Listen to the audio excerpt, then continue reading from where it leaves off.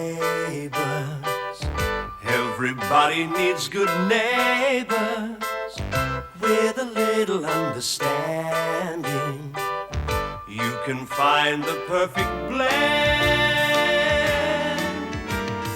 Neighbours should be there for one another. That's when good neighbours become good friends. If this is some sort of practical joke, I think it's in pretty poor taste. It's no joke. You really think I'm your father? Yes. I think you'd better tell us just what's going on. Yeah, I'd really like to know. Who gives a damn about what everybody else thinks? Chris, oh, come on. It's just that everybody else thinks we should take things slowly. And I promised Caroline I would. It's up to us, Chris, not Caroline, not anybody else. It's not as if I haven't known you long enough, is it? Yeah, well, don't forget, most of the time you didn't know I existed. Oh, I must have been blind there. But now I know how I feel about you, Chris. I want you to be my wife, and I think that that's what you want to. No, it is, really. I know me, though. I always rush into things and I end up regretting it. I just want to give it a bit of time. How much time? I'm not sure. Look, why do we have to rush into marriage anyway? You know, we're happy with the way things are at the moment. But it's not the same, is it? You asked me to give you some proof about how I feel about you. I am, and now you're hedging around it. Sometimes you're like a little boy. Thanks.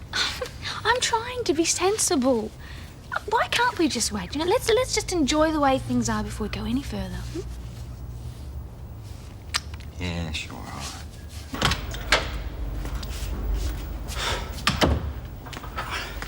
Sorry it took so long, sweetheart. Did you talk to the doctor? Yeah. Did you find out why I'm in so much pain? Well, it seems that the operation has set your broken leg okay, but some complications have set in. What sort of complications? Well, the doctor explained that some of the arteries in your leg have been damaged. That's why they've been keeping such a close eye on you.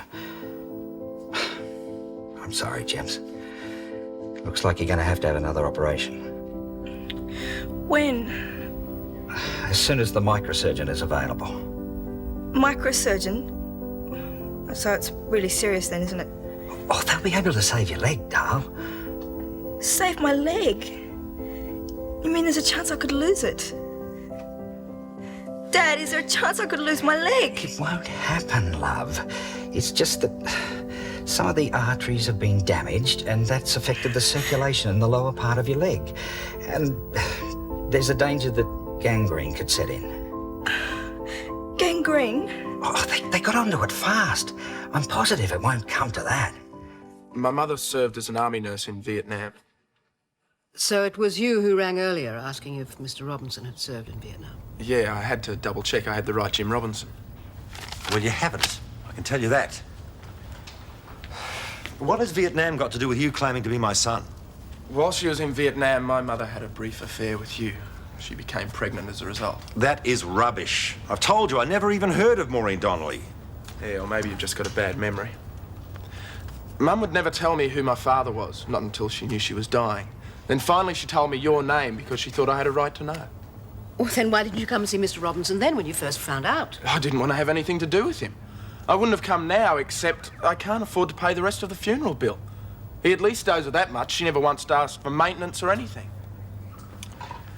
I am sorry to hear about your mother's death, but it's got nothing to do with me. I tracked you down through the Vietnam Veterans Association. You were the only James Robinson in the same area at the same time as my mother. What area is that? She was at a field hospital at Vung Tau. Yes, well, I was in that area for a time. But the fact still remains I've never heard of a Maureen Donnelly. Look, I can understand you mightn't want to admit that you knew her. Okay, so you don't want your wife to know that you had an affair. My wife, Anne, is dead. So I don't have to lie to protect her. I'm not going to admit to having a relationship with someone I've never even heard of. Seems to me you're just a con artist trying to get $1,000 out of me. You creep. Think all those years my mother loved you. Well, I'm glad she's not here to hear you say you didn't even know her. I'll get it. Madge. Helen, we've had the most awful news about Gemma. Oh, no. Madge, tell us what's happening? Oh, I'm sorry. This is, Glen. Glen. Yeah, we're just talking business, but that can wait. Tell us about Gemma. Hi. Somebody already in there with her. Hi, Mel. You can't go in right now. She's being prepared for another operation. Another one? I thought she was doing okay. Yeah. Well, there have been some complications. Oh, Gem. How serious is it, do you know? Oh, pretty serious. Listen, Melanie, if she loses a leg, I'm not going to be able to forgive myself. Matt, it won't come to that, will it? Might. Well, whatever happens, I'm sure Gemma doesn't blame you. Yeah. Well, I do. I do. It's all my fault. We'll go and visit Gemma as soon as she's allowed visitors. You'll let us know, won't you? Yes, of course. It may not be as bad as it seems, Madge. Of course, they can do wonders these days. Well, thanks for trying to cheer me up. Bye-bye. I'm sorry to interrupt your business. No worries. Oh, I'll let you know what happens. Bye. Bye, Madge. Look, this is obviously all some sort of a mix-up. I'm sorry about your mother. I wish I could help, but there's nothing I can do. No. Well, there's not much point in me hanging round, is there? Not if you won't even admit that you knew her. Oh, I'm sure there must be some reasonable explanation. Perhaps if we examine a few facts, we might be able to sort something out. When was your mother in Vietnam? 1969. She came back to Australia later that year to have me. Do you remember what you were doing in '69, Jim? Yeah, we were in Vung Tau. Where my mother was. I remember there was an army hospital, but we were stationed a long way from it. I may have run into one or two of the nurses, but I don't recall a Maureen Donnelly. She was always known by a nickname, Mo. Sort of short for Maureen. Jim? Well, it still doesn't ring any bells. Look, if I was having a relationship with this woman, as he suggests, I think I'd have some memory of it, don't you? You liar! You know damn well it's the truth. Don't come into my house calling me a liar, mate. I think you better get out now. I'm going. And I wish I'd never met you. I'd like to think my old man was a decent bloke.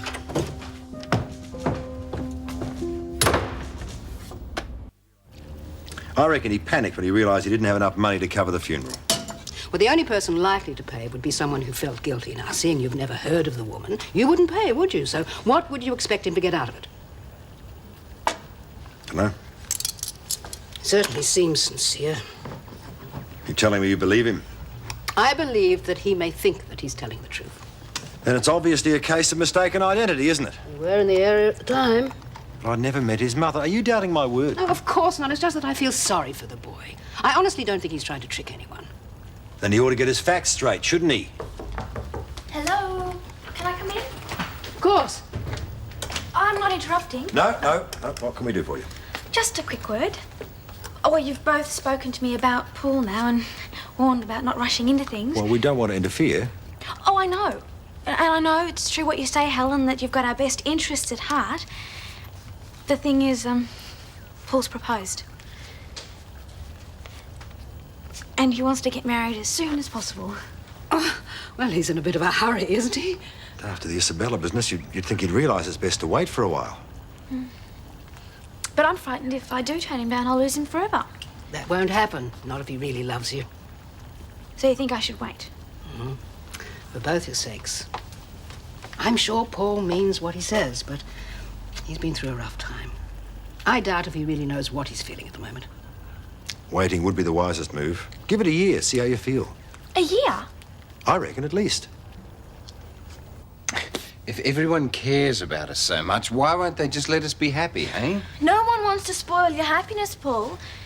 But it's a bit sudden, isn't it? Are you sure you're not on the rebound from Isabella? No, I am not on the rebound from Isabella. I'm completely over that woman. I wouldn't do that to Chris. I love her too much. Why can't everyone see that? This isn't some sort of conspiracy against you. Everyone's just saying what's worrying them, that's all. No, everyone is frightening Chrissy off.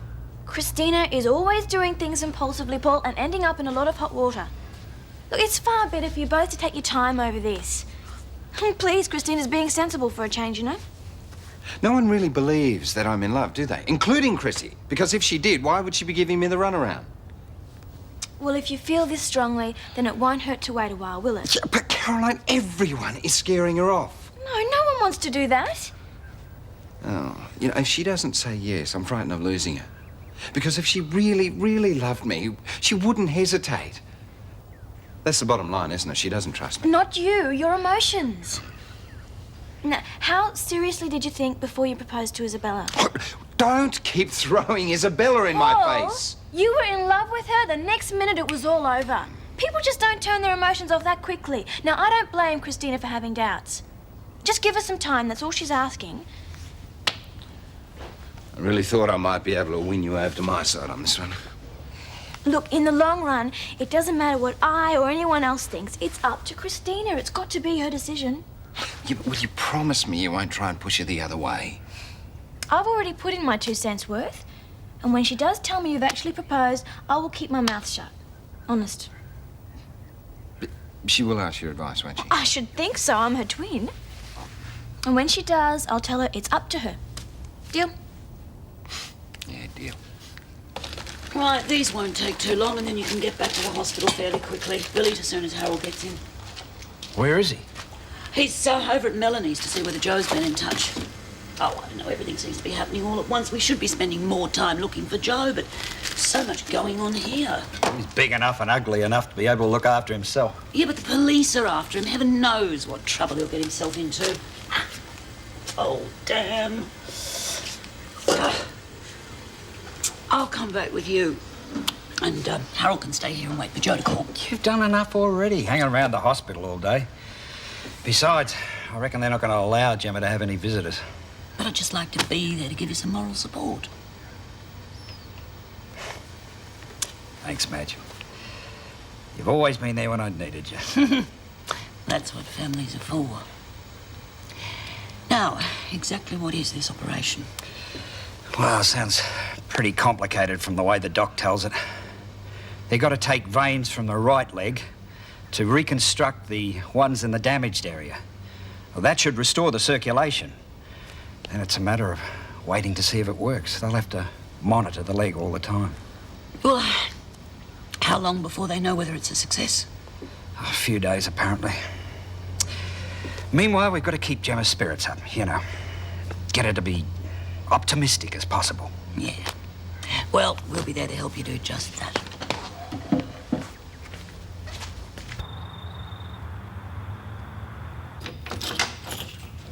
Hi. You're late. Yeah, I dropped by the hospital to visit Gemma. How is she? I couldn't get to see her. Apparently, she's being operated on again. Oh, that doesn't sound too good. Hope she's okay. Oh, where's Paul? Well, he's in bed. He's got an early morning appointment, so how about we have a nightcap and a chat? Nah, I think I'll just go straight to bed. But we've hardly seen each other all day. I'm tired. I've really got to hit the sack. Well, just look in on Paul and let him know you're back. No, I don't think I will disturb him. See you in the morning. Yeah, good night. Yeah.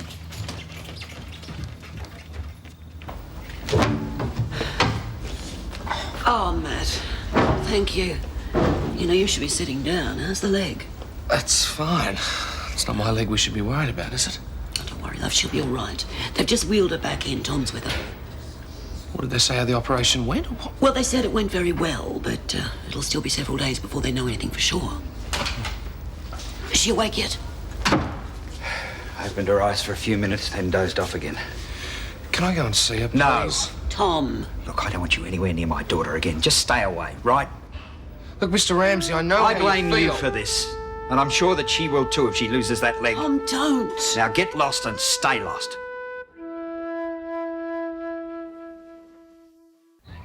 So what was her attitude about everything last night? She didn't even tell me. Not a word. Bit odd, isn't it? Very. I thought she'd be bursting to tell me about it. Oh, don't tell me that means she's not even considering it. I guess she'll tell me today.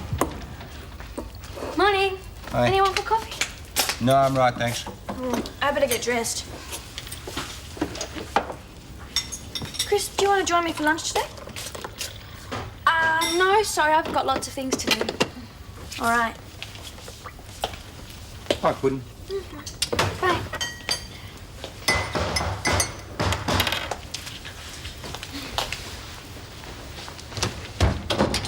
Morning. Morning, Mel. Look, I can't stop. Christina's in the dining room. Oh, okay. Morning, Paul. Hi, Mel. Listen, I'm just going to go over and see Dad and Gran about a couple of things, then I'll come back and give you a lift to work, okay? Oh, terrific. That'd be great. Hi. Hi. Are we alone? Yeah, why? Take a seat. I want to talk. You're the one person I know will be excited for me. What about? Paul proposed. Oh, Leo! When is the wedding? Oh, well, I haven't said yes yet. I thought you'd jump at the chance. I want to, believe me. It's just people are advising I should wait a while. Well, in one way, I'm sure you would love being Mrs. Paul Robinson. But in another way, it's also a big step. Maybe you should think about it for a while. Not you too. I thought you'd be really pleased. Oh, Chrissy, I am. But a girl's got to be careful where marriage is concerned. I mean, it's forever, isn't it? Or it should be. I think forever's worth taking a little bit of time over, don't you? Mel, it is what I've wanted for so long. You know, it just seems like everyone's spoiling it for us. Oh, no one wants to do that, Christina. You know, sometimes I think two people have to do what they feel is right, even when everyone else thinks it's wrong, don't you think? Oh, it sounds so romantic when you say it like that. But every time I do something and everyone tells me it's wrong, I always fall flat on my face. Me too. Oh, why has life got to be so hard? What am I saying? These things aren't as bad as they are for poor Gemma. Have you heard how she is this morning? No, I haven't. How are you feeling? Everything's still a bit numb. I guess it's better than being in pain. These are lovely. I was hoping you'd come in last night. Yeah, well, I was here, but, Dad. yeah. Yeah, he said he didn't want me anywhere near you ever again. He also said that if anything went wrong, you wouldn't be able to forgive me. I can't say I blame him. Don't be silly. No, it wasn't your fault. Gemma, that's easy to say now. But what if... If I lose my leg, Matt, I still won't blame you, I promise. But I'm not gonna lose it. It'll be fine. Listen, son, I thought I told you to stay away. Dad, I want Matt here. Yeah, well, I don't reckon that he should be. Dad, just having him here makes me feel a lot better. So if you really love me, then you won't make him stay away. All right, sweetheart. Oh, great. So it's stale news then. Christina came over to tell us. Oh, at least it seems to have made some impact on Chrissy. I hope you told her to say yes as quickly as possible. All right, I know you said slow and steady to begin with, but I thought, once I proposed, you'd realise how serious I was. We think it would be wise for you to wait. Oh, terrific. See how highly my own family sees me as a marriage prospect? Hold it. Come on, mate. You're being a bit immature, aren't you? You haven't even found your feet again. Everybody is making such a big deal about Isabella and me. It was a very big deal to you at the time, I seem to remember. Not easy, of course, considering it was all of, what, 3 months ago? All right. I admit I did make a mistake there, but that doesn't mean that this one is. Christina is a completely different matter. I know her, don't I? Oh, for heaven's sakes, I've been living in the same house with her for nearly a year. And only just discovered that you're in love with her. After you've had your nose rubbed in it by Isabella. Don't you think there might be some connection there? There's Christina, nice, safe, loving. Just the thing to soothe the battered ego. You really don't have much of an opinion of me, do you? Oh, don't be silly, darling. Nobody's trying to put you down. It's not so surprising to turn to someone like Christina in the circumstances. But this feeling of yours, is it going to last? Gran, you were the one who advised me in the first place. You said let things take their natural course. Yes, I know, but quite frankly, I don't think you have. You're forcing the issue, Paul. You admitted yourself that your infatuation for Isabella was only because you were hurting from Gayle. Now, can't you see, darling, you're following the same pattern. Gran, I love Christina. I really, really love her. I just wish somebody would see that. I thought Paul would be back and yelling at me by now. You don't think he's forgotten this meeting? No, I reminded him. Can you believe it? I have left my diary at home. I'll be back in a tick. I'll just run across the road. Looks like we might be bridesmaids soon. She told you? Yeah. Exciting, isn't it? Yeah. You see. I hope Paul's in a better mood today. He seemed a bit moody last night. Did he? I thought you might know why. No, I don't. I left my glasses upstairs. Chris, how are things between you and Paul now? All right. There's nothing you want to tell me about? No, things are fine. Really. But they won't be if I'm not ready when he gets back.